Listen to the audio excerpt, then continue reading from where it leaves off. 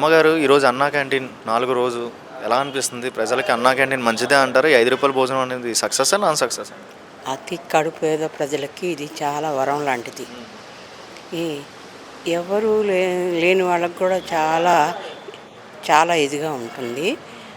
100% success అయింది. చాలా యోగ్యంగా కూడా ఉంది. రూ. 5 భోజనం అంటే ఈ రోజుల్లో ఏమొస్తుంది? ప్రజలు ఎంతో ఆనందపడుతున్నారు దీని గురించి. వృద్ధులైతే అమితంగా ఆనందపడుతున్నారు. ఈ విషయాన్ని నా బాబుగారు అవగాహన చేసుకుని అందరికీ మేలు చేశారని వారిని ప్రతి ఒక్కళ్ళు ఆశీర్వదిస్తున్నారు. వృద్ధులైతే మరీ సంతోషపడిపోయి పండగ చేసుకున్నట్లుగానే ఉంది. వాళ్ళ ఆకలి తీర్చినందుకు వాళ్ళు చాలా కృతజ్ఞతగా చంద్రబాబు నాయుడు గారికి మేలు చేయాలని ఆ భగవంతుని ప్రార్థిస్తున్నారు. ప్రీవియస్లో జగన్ గారి పరిపాలన చూశారు కదా 5 సంవత్సరాలు, అది ఎంతవరకు ఎలా అనిపించింది మీకు? ఏమంటారు? ప్రీవియస్ 5 సంవత్సరాలు జగన్ గారి పరిపాలన ఎలా అనిపించింది? సడగం ఎక్కువైపోయింది. జనం కష్టాలు పడ్డారు, బయటికి చెప్పుకోలేకపోయారు. చెప్తే ఒక గొడవ, చెప్పకపోతే ఒక గొడవ అన్నట్లుగా ఉన్నారు. బాబు గారిని చాలా మాటలు అన్నారు. అది అందరికీ చాలా బాధ కలిగించింది.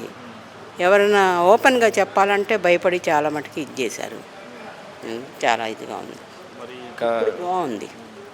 వైసీపీ లీడర్స్ కొంతమంది రూ. 5కి బెచ్చమేస్తున్నారు భోజనం, ఏం భోజనం అన్నట్టుగా కామెంట్స్ చేస్తున్నారు. ఏ మాట కరెక్ట్ అంటారు? అది వాళ్ళ విజ్ఞతకే వదిలేద్దాం. ఎందుకంటే రూ. 5 ఏ విధంగా భోజనం వస్తుందండి? ఇవాళ ఎక్కడ చూసినా రూ. 100 లేనిదే భోజనం లేదు. ప్రజలు రూ. 5కి అసలుకి ఏమైనా వస్తుందా? ఏం మాట్లాడతారు? అర్థం కాలే. అవగాహన లేదా ఏంటి? ఆ మాత్రం పెద్ద పెద్ద వాళ్ళే ఉన్నారు. రాజకీయ నాయకులు కూడా ఇలాంటి కామెంట్స్ చేస్తే బాగుండదు. అది వాళ్ళ విజ్ఞతకే వదిలేస్తున్నాం. మీకైతే నమ్మకం ఉందమ్మా ఈ కూటమి ప్రభుత్వం ముందుకెళ్ళిద్ది, ప్రజలకు 100% సక్సెస్. పవన్ కళ్యాణ్ గారు పేద సాదా అసలు చెప్పడానికి వీళ్ళని ప్రజా ఉపయోగ పనులు చేస్తున్నారు. ఒక తండ్రిలా కాదు, ఒక కొడుకుగా, పెద్దవాళ్ళకి కొడుకుగా, చిన్నవాళ్ళకి తండ్రిగా, తన తోటి వాళ్ళకి మిత్రుడిగా ఎంతో సహాయం చేస్తున్నారు. ఇంకా ముందు సహాయాలు చేయాలని కోరుకుంటున్నారు కూడా ప్రజలు. ఓకే. కూటమి ప్రభుత్వం వచ్చిందో కదమ్మా, ఇప్పుడు ఈ ప్రభుత్వం ద్వారా ప్రజలకు మంచి జరిగిద్దా? ఏమైనా ఆర్జీలు ఇచ్చి లెటర్లు రాసినా వెంటనే రెస్పాండ్ అవుతారని నమ్మకం? అంటే ఇప్పుడే కదా చంద్రబాబు నాయుడు గారు ఎక్కింది, నెల వెళ్ళిపోయింది, అంతే కదా. జరిగిద్దని, మంచి చేస్తాడని జనం అందరూ కూడా ఆయన్ని పట్టం కట్టారు. ఎందుకు ఓడిపోయారంటే ఏమైనా సమాధానం చెప్తారు? అంతా గోండారాజ్యమే కదండి.